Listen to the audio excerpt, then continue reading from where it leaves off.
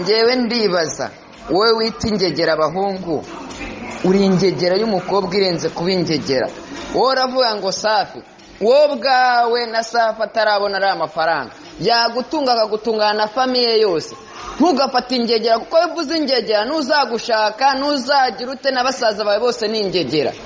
Kuko nawe ubwawe n'uwo mutipe ni kuki udahitamo abahungu badafite amafaranga ngo uzaza utanga ikiganiro. Twese turi mahanga, twese twaza tukagitanga, kandi twese uko tubara ntabwo ariko turi. Ariko iyo ututse umukobwa uba ututse bose, ni kimwe n'iyo ututse umuhungu uba ututse bose. Jya wiyubaha, wihesha agaciro.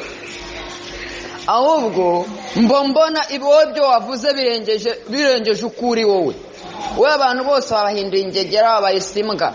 Mbese uwo mugabo wowe uzakura we ni igiki? Ubwo se nimba ari imbwa wowe uzaba iki? Ubwo nawe uri imbwakazi, uri n'ingegerakazi. Ntabwo twibaze ukuntu umuntu w'umukobwa ufite amabere abiri watinyuka ukavuga gutyo ngo yengo ntiwagura umuhungu. None se abahungu bari kuri supermarket, tubwire supermarket nimba ari Dubai, nimba ari Hong Kong, nimba ari China, nimba ari muri Amerika, cyangwa nimba ari mu Busuwisi, utwereke supermarket yanditseho ngo tugurisha abahungu. Iyo black market uvuga, iyo black market iba mu kihe gihugu? Akwagewe yuba ahubwo wewe nawe wasanga waraheze ku ikigo, wasanga ahubwo ari nawe wamuguze ugatangira cyangwa wasanga Safi yarakwanze wangu. Safi ni umusore wakoreraga inshuti yanjye. Safi wowe ubwawe ntiwanafungura n'inkweto z'imishumi, warangiza ukamwihuka umubereye mu mufuka. Uzajya ubona abantu bikundaniye byarabayobeye ngo wabivuyemo ngo nta ndwara urwaye, ahubwo bakugendere kure bagusuzuma. Ahubwo ubwonko bw'ikuyemo irengeje y'imbwa. Mbona birwa babarongoza imbwa muri Amerika ahangaha. Mwebwe mwataye gahunda. Wari wabona hari umugabo waryamanye n'imbwa mwebwe?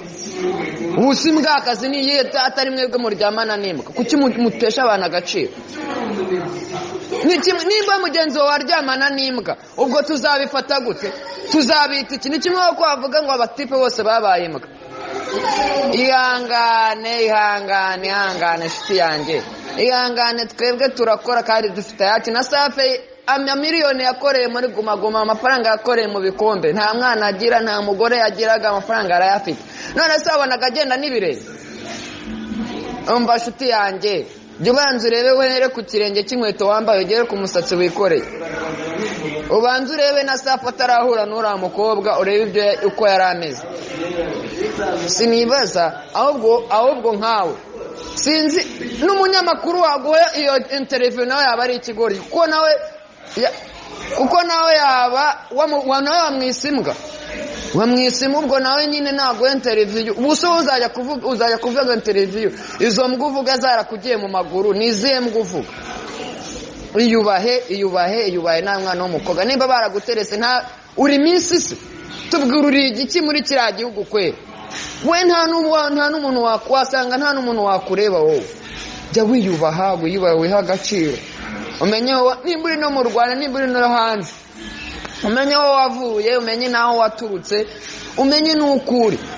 Ubu wasanga uri muri babandi bari Dubai bari gukubita amabere, ugatangira ukihagararaho bari gukubita amabere ngo bambutse imipaka nta byangombwa. Ubu wasanga uri muri bo wirirwa imbeho kumena agatuza, uhagarara ubateze. Ubwo se ubateze deja twibaze ko bavuyemo ngo bacitse nta ndwara. Abo wahuye nabo wari iki cyo gihe wabonagana nabo?